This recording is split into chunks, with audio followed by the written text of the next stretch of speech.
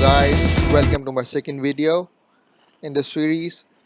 So what we'll be doing is that we'll be continuing with the same view that we used in the first video, but the difference is that we'll create the same view but using different constraints.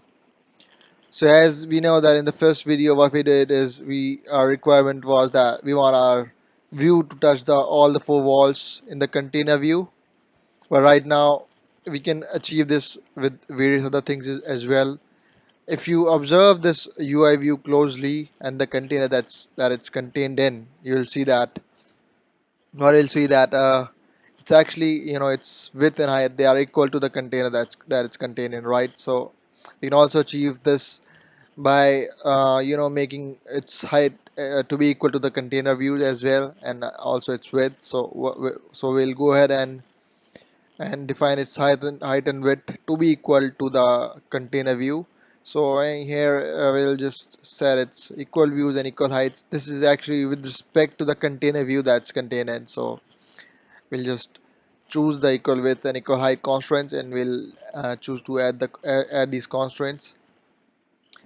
As you can see on the preview window right now, it's showing is that it's showing some random values, and that is because we haven't yet defined its x and y values. So what we'll do is we'll go ahead and define its x and y values, and for that we'll choose its leading and its top. So the leading will define its x position and the top will define its y position.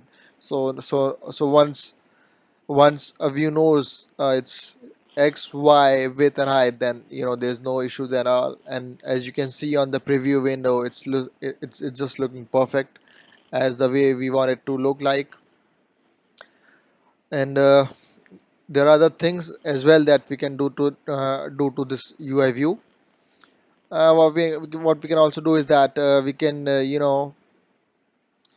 can position it as center horizontally and center vertically. So basically, if you look at closely, it's also in the center of the container.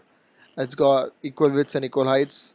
So the center horizontally will define its x, vertically will define its y, and equal width heights will again give it the same result that we wanted.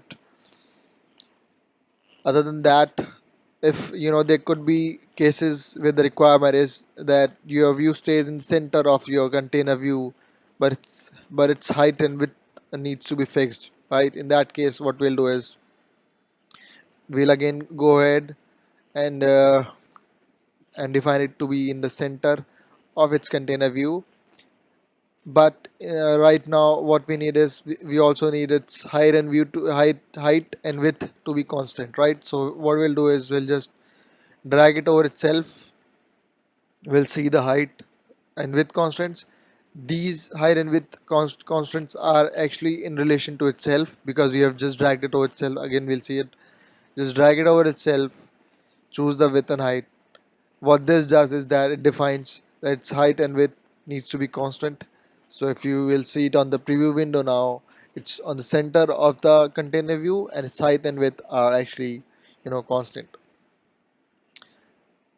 Another thing that we can do is we can try out a few variations of it.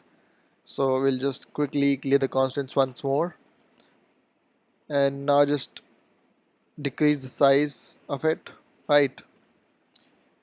For instance, there could be a case where it's on the center of the screen but its height and width need to be constant, or its width needs to be almost equal to the view and its height needs to be constant. So in that case what we'll do is we'll give it as oh god we'll give it as center horizontally, center vertically, because we want it to be in the center of the screen, right?